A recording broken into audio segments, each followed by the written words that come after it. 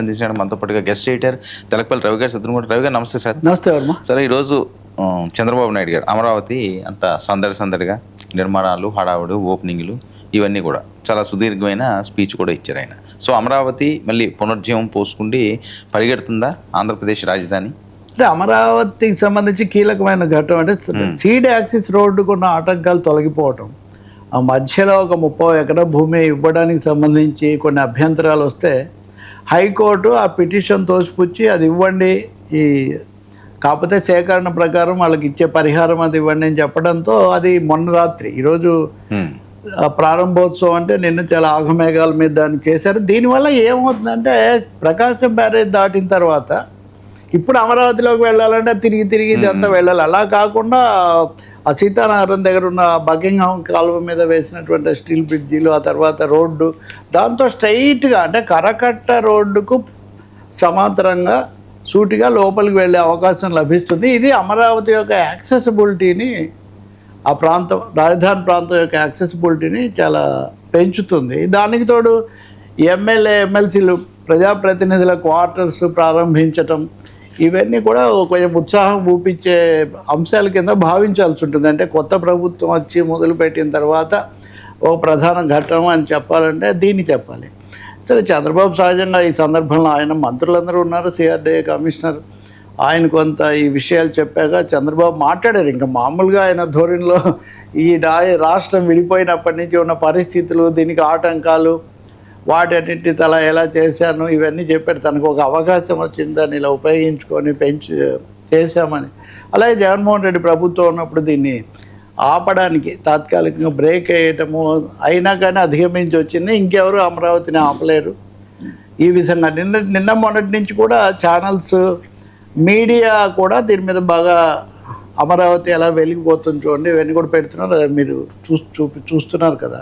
కాబట్టి ఖచ్చితంగా 2 అంశాలు చెప్పాలి ఇక్కడ. ఒకటి, ఇది స్వాగతించదగింది, ఎందుకంటే ప్రధానంగా ఒక అవరోధం తొలగి దానికి ఒక మార్గం ఏర్పడము, అది కనీసం మొత్తం అనేది ఎట్లా ఉన్నా ఒక దశ వరకు రావటం అనేది తప్పకుండా స్వాగతించదగింది. రైతులు కూడా స్వాగతిస్తారు. కాకపోతే వైఎస్ఆర్ పార్టీ వాళ్ళు మావిగన్ అన్నారు, అది ఇది అని మావిగన్ వర్సెస్ అమరావతి. మావిగన్ అనేది ఒక కాన్సెప్ట్, అది మాట తప్పితే దానికి ఏమీ రూపం లేనిది కదా అది. కాబట్టి ఇది నిజమైంది.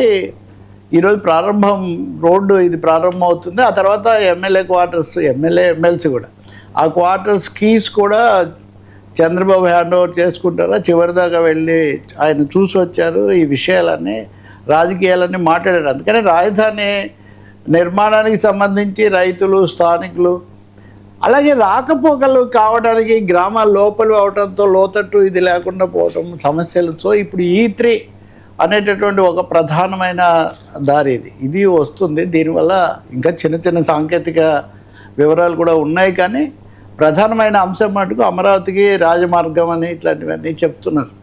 ఇవన్నీ స్వాగతించదగినవి, ఆయన అక్కడ మాట్లాడారు. రెండో విషయము, ఈ సందర్భంలో ఆయన మళ్ళీ తను సింగపూర్ వెళ్ళటము, సింగపూర్ను ఒప్పించటము, ఇట్లాంటివన్నీ కూడా చెప్తున్నారు.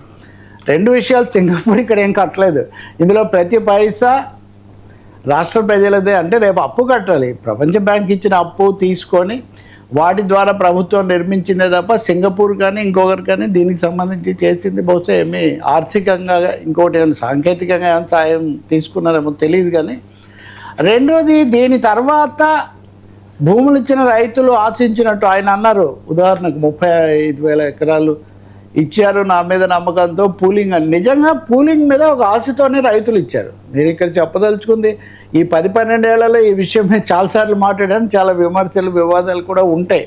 పూలింగ్కి ఇచ్చినటువంటి రైతులు తమ పొలాలు ఇవన్నీ ఏదైనా రేపు తమ కష్టనాలకు, దానివల్ల కొంత ప్రయోజనం కలుగుతుంది, ఎట్లాగో రాజధాని ఇవన్నీ నిర్మాణాలు అయ్యాక తమ వ్యవసాయం కూడా సాగదన్న ఉద్దేశంతో ఇచ్చారు. కాబట్టి ఇప్పుడు ప్రభుత్వం యొక్క ప్రధానమైన దృష్టి అక్కడ ఉపాధి కల్పన, మిగిలినటువంటి నిర్మాణాలు పూర్తి చేయడం, రైతులకు వాళ్ళు ఇచ్చిన భూములు, రిటర్నబుల్ ప్లాట్స్ సక్రమంగా ఇచ్చి వాటికి రేట్స్ వచ్చేటట్టుగా చూడటం అనేది ఇక్కడ ప్రధానం ఆయన అంశం అయితే అవుతుంది.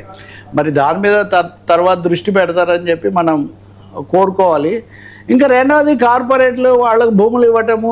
ఇప్పుడు చాలా హోటళ్ళకు కేటాయించారు ఉదాహరణకు, అవన్నీ ఎంతవరకు వచ్చాయి అనే సమస్య ఎలా ఉన్నా ఇవన్నీ ఇన్ఫ్రాస్ట్రక్చర్ అంతా ఏర్పాటు చేయడం వల్ల కార్పొరేట్లకు ఎంత ప్రయోజనమో రైతులకు, ఆయన అన్నారు ఇది త్యాగం మాత్రమే కాదు ఇది అని. నిజంగా రైతులు అవన్నీ ఇవ్వకపోతే ఇది సాధ్యమేది కాదు. అంటే ఒక 50,000 ఎకరాల భూమి అక్కడ సృష్టించబడింది ఖాళీది లేని చోట. కాబట్టి అది న్యాయం జరగాల్సి ఉంటుంది. దీన్ని ఒక సందర్భంగా తీసుకొని focus on farmers, focus on land పూలింగ్లో ఇచ్చిన వాళ్ళ మీద దృష్టి పెడితే మటుకు చాలా బాగుంటుంది. ఇంకా మూడోది, వైఎస్ఆర్ పార్టీ ఇప్పుడు కూడా దీంట్లో అవినీతి అది ఈరోజు కూడా వాళ్ళు స్టోరీస్ ఇచ్చారు వాళ్ళ మీడియాలో. దీంట్లో ఒక 100 కోట్లు, దాంట్లో 3. ఇప్పుడు అవన్నీ జనం ఇప్పుడు ప్రధానంగా చూసే అంశం ముందు నిర్మాణం పట్టాలెక్కాలి, ఇక్కడ ఏదైనా జరగాలి. అవినీతి అంటే ప్రతి చోట ఎంత కొంత జరుగుతుంటుందన్న దానికి ప్రజలు మానసికంగా సిద్ధమై ఉన్నారు. అది కాదు సమస్య. దీన్ని తీసుకొని వచ్చి చేయడం వల్ల కూడా పెద్ద ఉపయోగం లేదు. నా ఉద్దేశం కేంద్రం ఇప్పటికైనా 2 చేతుల సహకరించి దీన్ని త్వరగా పూర్తి చేస్తే, ఆల్రెడీ మనం 2026 ఆగస్టుకు వచ్చేసాం. కాబట్టి వేగం యొక్క అవసరం చాలా ఎక్కువగా ఉంది. చంద్రబాబు స్వయంగా చాలాసార్లు అసంతృప్తి, ఈ ఆలస్యం వీటి మీద వ్యక్తం చేస్తున్నారు. కాబట్టి వేగంగా చేయాల్సిన అవసరం ఉంది. ఇప్పుడు కేంద్రం అనేక వాటికి శంకుస్థాపనలు చేశారు. ఉదాహరణకు అవి వేగంగా కడితే కూడా మేలవుతుంది. కాబట్టి అవి చూడాలి మనం. ఇంకా తదుపరి దశ ఎట్లా అవుతుంది. ఇంకా కొన్ని లింక్ రోడ్లు కూడా ఉన్నాయి. కనీసం కొన్ని లింక్ రోడ్లు అవన్నీ వేస్తే కానీ లోపల ఉన్న వాటికి రాదు. అందుకనే సీడ్ యాక్సెస్ రోడ్ రావటము, దానికి ఆటంకాలు తొలగటము, దీన్ని మనం పూర్తిగా స్వాగతిస్తూ భూములు ఇచ్చిన రైతులు, స్థానికులు వాళ్ళ అంశాల మీద ఫోకస్ పెట్టాలి అని మనం కోరుకోవాలి. ఇంకా మూడోది, వైసీపీ దీన్ని జీర్ణం చేసుకోవాలి. ఇప్పుడు రాజధాని ప్లాన్ ఏ కాకపోతే ప్లాన్ బి ప్రకారం పూర్తి కావాలని అందరు కోరుకుంటున్నారు. అప్పుడు ఆశించినట్టు జరిగిందా జరగలేదా, చివరి రూపం ఎలా ఉంటుందో ఎవరు చెప్పలేరు. కాలంలో అది 1 దశాబ్దం 2 దశాబ్దాలు పట్టే ప్రక్రియ. కాబట్టి ఇక్కడ కేవలము రాజకీయ కోణంలోనే దీన్ని చూడడం వల్ల ఉపయోగం లేదు. వేగంగా ఇది జరగడానికి దీనికి ఏదో అడ్డం పడిన పాత్ర, ఇంకా వ్యతిరేకించిన పాత్ర ఉంచుకొని నిలబెట్టుకోవడం మటుకు అనవసరం. ఇప్పుడు రాజధాని చరిత్ర అంతా చెప్పారు చంద్రబాబు. ఉదాహరణకు 55లో రాజధాని కోసం ఏం జరిగింది అని. 55లో అడ్డం పడిన వాళ్ళు ఎవరు? వీళ్ళందరూ అడ్డుపడ్డారు. ఎప్పుడైనా రాజధాని నిర్మాణం పాలక పార్టీలు, అప్పుడు పాలక వర్గాలతో ముడిపడే ఉంటుంది.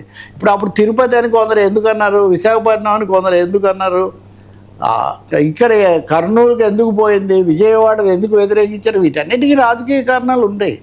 రాజకీయ కారణాలు లేకుండా ఉండే అవకాశం కూడా ఏం లేదు. మనం చర్చించాం కదా, కరాల్ ఉపాధ్యాయ్ అనే ఆమె చేసిన అధ్యయనం. ఇప్పుడు అమరావతి నమూనా ఎలా ఉండబోతుంది, ఈ ప్రపంచ గ్లోబల్ ఎరాలో ఒక ఆంధ్రప్రదేశ్ లాంటి వ్యవసాయ ప్రధానమైన రాష్ట్రంలో ఒక మహానగరం నిర్మించబడటం, దాని ద్వారా ఆ భూమికి చాలా విపరీతమైన ధరలు రావడం సాధ్యమా, దానికి ఏం చేయాలి, వాళ్ళకి ఎలా సహాయపడాలన్న దాని మీద ఈ దృష్టి పెట్టాల్సి ఉంటుంది. ఈ నమూనా ఎంత వాస్తవికంగా ఉంటే, ఎంత త్వరగా ముగిస్తే ప్రజలకు అంత మంచిది. సార్, దీన్ని పీపీపీ నమూనాలో మరీ ఇరికించేసి అన్ని పీపీపీ అంటే మటుకు అది ప్రజలకు అంత మేలు చేయదు.